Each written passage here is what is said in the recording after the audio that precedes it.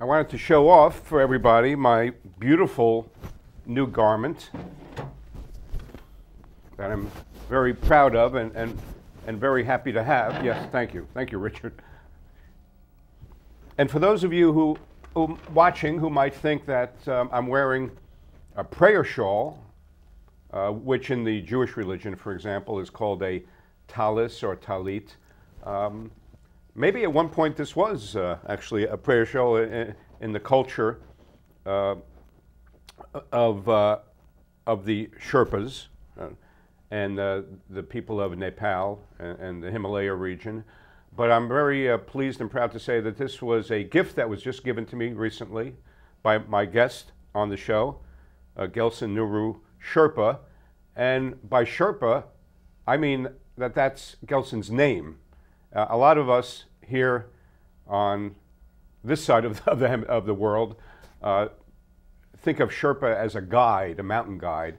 And I just learned that Sherpa is actually a family name in the Himalayan region, and it's actually an ethnic group. And this is called a kata, right? Yes, a kata, and it is a gesture when meeting somebody. Gelson gave this to me. We just met before the show started, and it's a beautiful custom, a gesture that he put this around my neck and said, "Nice to meet you." And I love wearing this type of garment anyhow, so we became fast friends. Thank you. And I want to welcome you to the show. I'm Bruce Apar, and you are watching Hudson Valley WXYZ with Bruce the Blog.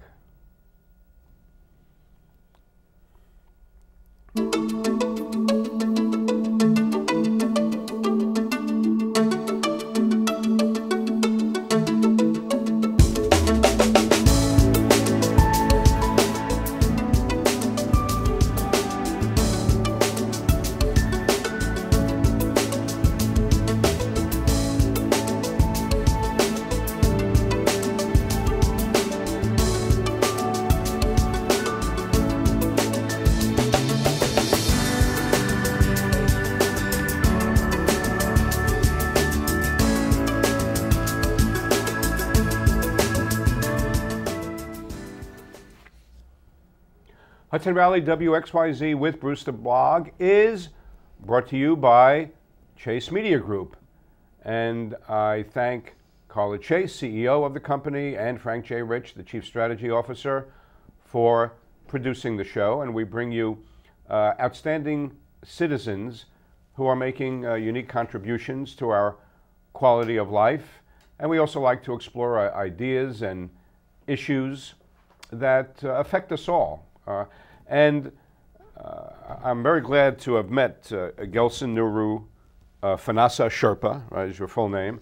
And the unfortunate reason that he's here, actually, is to talk about the awful, horrific earthquake that affected in April, actually his hometown, which is at the base of Mount Everest, right? And the hometown, Gelson, is Khumbu. Khumbu, yes. Right?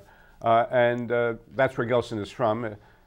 He hails from Khumbu, which, as I say, is actually at the base of Mount Everest. And he also is the owner of a very successful restaurant in Yorktown Heights in northern Westchester called Jewel of Himalaya, which I'm glad to hear. It's a great restaurant with great food, Yeah, and thank you. I'm glad to hear it's doing very well. And before we talk about the earthquake and what you are doing to help, not only your own relatives, but obviously all of the people over there who have been tragically affected by it. I know you lost your cousin, and our condolences Thank you. for that.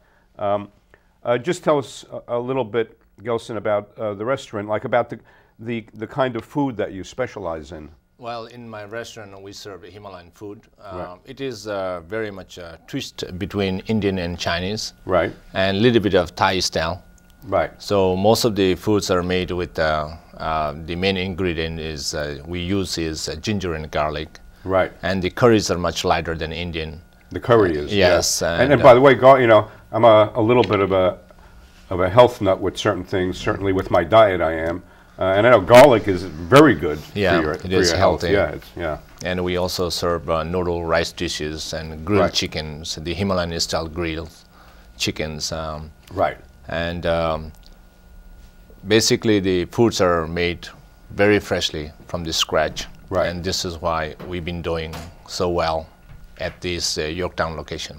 Well, and also the whole presentation of the food and the way that the portions, right, are prepared and presented is very different than Very different, what we're yes. used to. And I know I've been at your restaurant, and it's nice, but you get a lot of different, right, types of dishes, and it's almost like family style, right, where you can mix and match Exactly. things. And, That is, we call Nepalese thali. Thali? Thali. Right. Yeah, it can be done in vegetarian version and non-vegetarian version. Mm-hmm. Non-vegetarian version, you can have a choice of one kind of meat, which can be lamb, mutton, chicken, or beef. It's Right. we serve right now in our restaurant.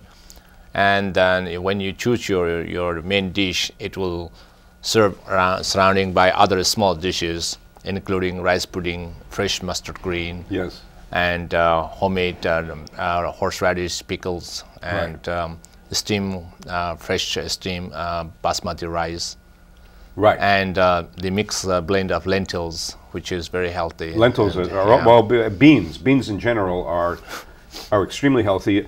Just quickly, a factoid I recently learned about that is this social scientist I was reading about traveled around the world to research why certain pockets of culture or civilization have much longer lives.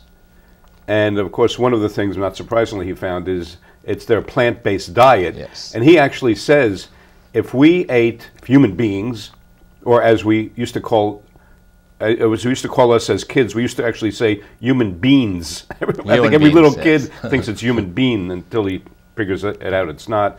If human beings ate a cup of beans every day, he said he thinks it could extend longevity by, what did he say, 2 to 5 years, Exactly. which is unbelievable. Exactly. Right? The beans are one of the most healthy grains so we grow in this planet. Plant-based. He said anything and, that's plant-based. It carries a lot of protein. Right. And people who are not eating meats, like vegetarian people, can depend very well with the beans. Yes, because right, beans exactly. carries as much as protein as the dairy and meat. Right. So. Which I think some people would be surprised to learn. Yeah.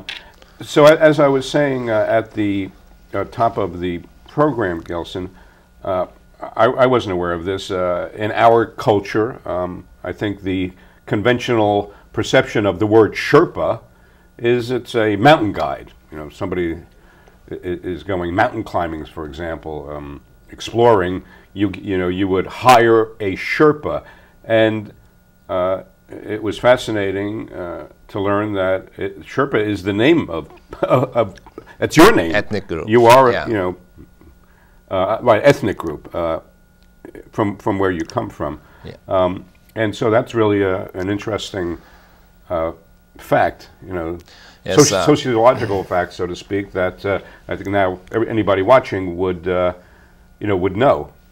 Sherpa's been used by many Westerns as a guide and porter, and but the fact is, Sherpas migrate from Tibet, eastern region of Tibet, and Sher is east, Pa is people. Right, Eastern, so Sherpa, eastern people. Eastern right, people that's of what Tibet. It means. Our heritage is Tibetan, and we migrate to Nepal. Our ancestors migrated to Nepal about 400 to 500 years ago.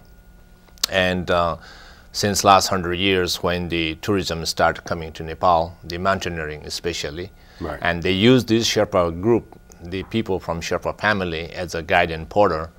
And now, until today, most of the people around the world think that Sherpa is a guide and porter. porter. I think it's like a job description, Yes. so to speak. Right, Yes. like it's like a porter, right? Yeah, exactly. Right, Yeah. somebody who accompanies you and Yeah. assists you in your travels. Yeah, helping to the expeditions, Right. I would say, yeah.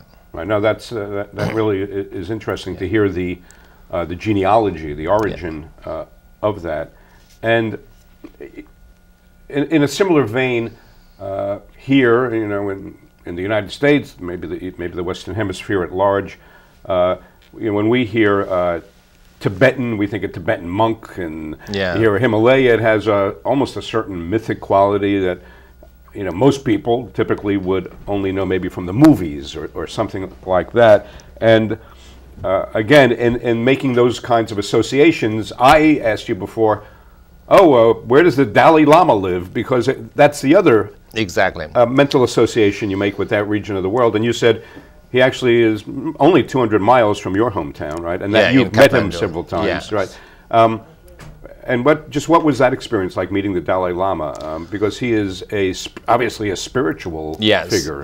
It was overwhelming and blessing, because we believe that he is a very good teacher who teaches more about compassion, love, peace, harmonies, and he teaches about how we can become happy ourselves, not with the artificial materials we use in our daily basis, but practically, how can you make yourself happy, not having these artificial materials. Materialism, right. Exactly. I mean, and in effect, is it fair to say that Dalai Lama in your culture is like the Pope? And yes, I would say pretty much equivalent. Yeah. He is one of the highest ranking Lama in our Buddhism religion. And also he is a teacher among many of these monks around the world. Right. Yeah. And in that capacity, isn't the Dalai Lama born into? Yes. Right, he's born, unlike the Pope who was elected, he's born exactly. into that. To become Dalai Lama is different procedure than becoming a Pope. Right. We believe that reincarnation, this is a 14th Dalai Lama. And 14th time he reincarnated. And it's obviously a lifetime until he came back, his spirits come back to other human being as a Dalai Lama and to finish his duty in this world. So the more they reincarnate, the higher they raise their hires, the ranks are gonna go a little higher. Right. Oh, so, really? Yes. And so you're saying every successive Dalai Lama is like another step higher. Exactly. That's interesting.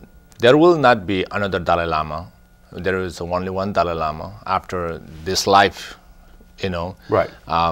leaves this world, and then his spirits may come back next life, and there will be Dalai Lama. But we have many other high spiritual Lama and Gurus who are reincarnate over 10, 15 times. Similarity, the Karmapa is also one of them. He is very, very high recognized Lama. And we also have Sakya Rinpoche. The Chushu Rinpoche is one of the highest ranking Lama in Nyingmapa, the group of the Buddhism. He passed recently. Yes. And so we believe that a good human being who does good thing for this world and this planet, their spirit always coming back, and to maintain. But only a good human being. Yes. Interesting. Yes. Now I have to say that is a wonderful philosophy we all should adopt. I mean, that's for sure. But it also occurs to me, Gelson, that what you're describing really has commonality with all beliefs and cultures. And you and I were saying, when you gave me this, and I said, I have no doubt that this goes back in time, over the millennia, to a connection with the Jewish people, with the Israelites. Yes. That it is a form of prayer shawl. Yeah. And in your case, it's used, in a slightly different way, but it's goodwill, it's fellowship, it's all of those things. It's greetings, respect. It's greeting, it's spirituality. Yeah. I think we all human beings' background is same. Yes, I agree with you. I think so. Yeah. And that's what makes it all the more. I would use the word tragic. That you look around the world today and what's going on, it's even more tragic that we all are the same. We're all created equal in that respect, and yet we find ways to breed hate in each other. Yeah, diverted in really many groups. Awful. Yes, It's one of the calamities of humanity that we find ways to undo what we are invested with at birth, which is like you're saying, everybody at birth is 100% innocent. And then as you go through life, unfortunately, somehow you manage to find ways to lose that innocence.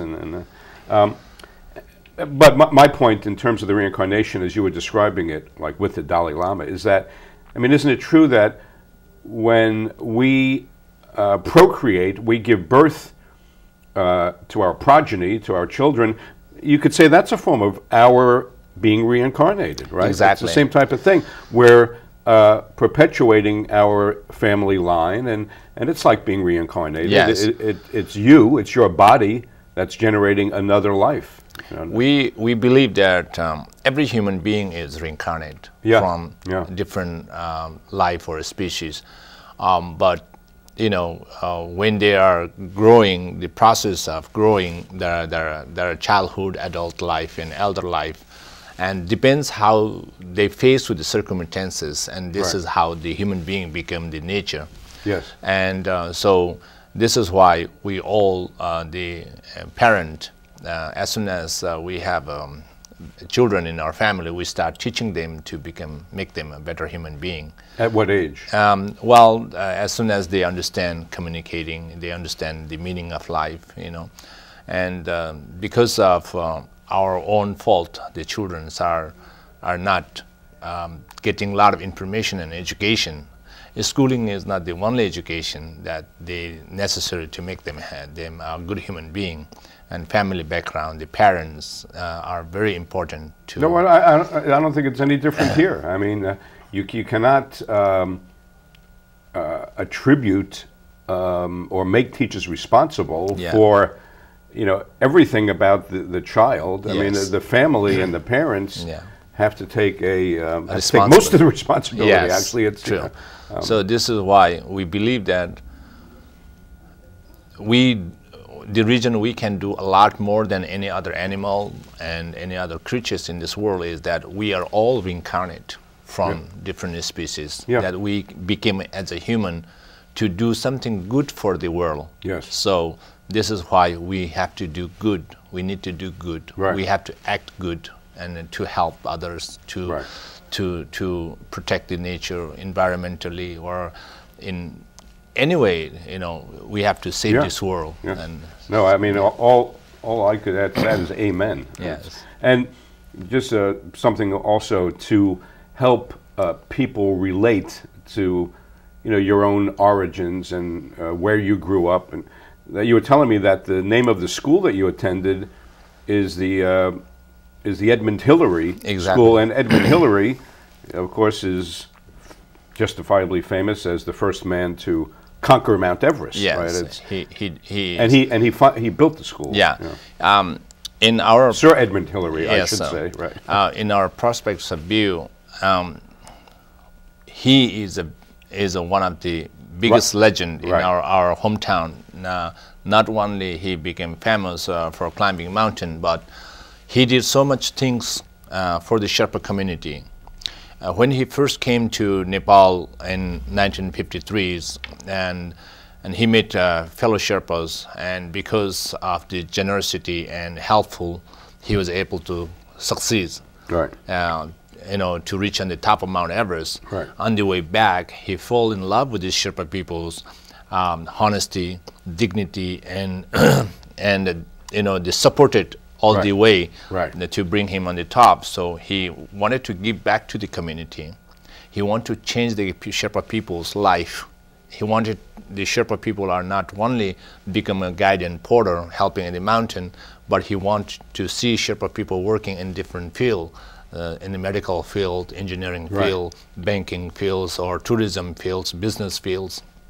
So then he said that, how I can change the Sherpa people's life. So he said that the education is the only one can change people's life. Yes, right. So then he started building the schools, and then we did not have access for basic systems, school, water supply, drinking water supply, telephone line, and other things, and the roads. So he started building the schools, he started building roads, he started building a hospital, international standard hospitals. So he totally transformed the quality of Exactly, life. yes. Totally transformed life and civilization, Yeah, right? And he did change.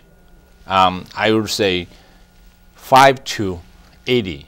So that much he changed in our Sherpa people's community in Everest region. you're saying on a scale, A scale, a scale of yes. 1 to 100, went Yeah. from 5 to 80. 5 to 80. Wow. Yeah. And what I think is significant to me about what you're saying about Sir Edmund Hillary is, so to him it wasn't about the mountain; it was about the people of the mountain. Exactly. Right. It Yes. wasn't about a force of nature that is the ultimate in terms of mountains and inanimate object. It was about human beings. And just to remind us, Gelson, or for those who wouldn't necessarily know this off the top of their head, the altitude of Mount Everest, which is the top ultimate, right? Yeah, highest mountain. The highest mountain in the world is, what's the altitude? 29,000 feet. 29,000. 29,000, right? 29,053 feet. Yeah. Right. And by comparison, let's say here in the U.S., Denver is, like we were saying, maybe 8,000. not even. That's less than 8,000. I don't think it's more than 7,000. So that's like four Oh, times. the Vail is Huh? Vail is 8,000. So Denver would be like Vail, Colorado? Yeah, Vail is 8. Okay. So even so, what you're describing is close to 4 times higher. higher, right?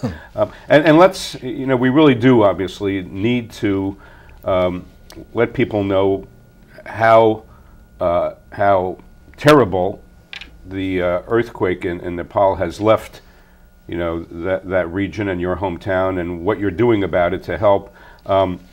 And quickly, and we're going to show some photos, by the way, that Gelson brought just to graphically illustrate how extreme the destruction is. I mean, it happened on April 25th, right? Yes. In Nepal. And I mean, something I came across, it said it was the worst earthquake there in 81 years, right? Yeah, the first, we don't know before that, but our record and from our elder people in our hometown says the last earthquake was 1930s? 81 years ago. 1930s, it was yes, like mid-30s, 1930s. yeah, right. That was close to 9 Richter scale. And this It's was sort I mean, different numbers, but I heard 8 to 9, right? This is 7.9. 7.9? 7.9, okay. yeah. It was not big as the one 80 Yeah, years even so, ago, it's bad but enough. this It's bad time enough. is more casualties and more losses because 80 years ago, of course, there are not very many people there, and, yeah, and right. buildings. And it killed, I mean, well, there are different numbers, but I read over 1,400 people were killed. No, 1,200? this time? Yeah. This time we have close to 14,000 people died. Okay, see, some of the, unfortunately, when you go on the internet, this is what happens. You also get misinformation. Yeah. So 14,000. 14,000 people died, and okay. over 20,000 people are sustained injured. Injuries. And- And that something about it collapsed almost 80% of the Yep. country. Jesus. Yeah. And we saw the photos that were being shown that underscore the extent of the destruction, and it damaged the infrastructure. Obviously, Yeah. I mean, electricity, telephone, water, Everything is down. roads, Yeah. the entire infrastructure of the country. Well, the worst was nearby the epicenter and the capital city of the country, Kathmandu. Kathmandu. Yeah, and nearby the town up in the mountains, and also my hometown is hit bad, the worst. But still, Khumbu. yeah, Khumbu region. Khumbu was hit the worst. Yeah, but when the capital city is hit and destroyed everything, and everything is down, there is no accessibility to get in the country from Right. other region. So everything has to go through the city, the Right. capital city. So when the main door is closed, then everything is closed. Right. So this is why far western region is not affected, but even they are not affected, the resources are coming from the city, from the capital city. So Right, and let's talk about that, because we don't have all that much time left, so I Yeah. want to make sure we get all this in. So let's talk about the websites. There is GoFundMe, right? /Himalaya. GoFundMe/Himalaya, and NepalesForSocialChange.com. Yeah. That's NEPALESC, and I believe, yes, we have it.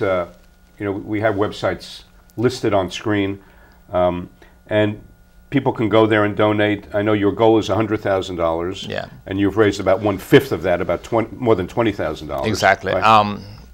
We raised in the past few weeks. We were able to raise little over $25,000, and which is a testament to you yeah. and to your taking the lead on this. Yeah.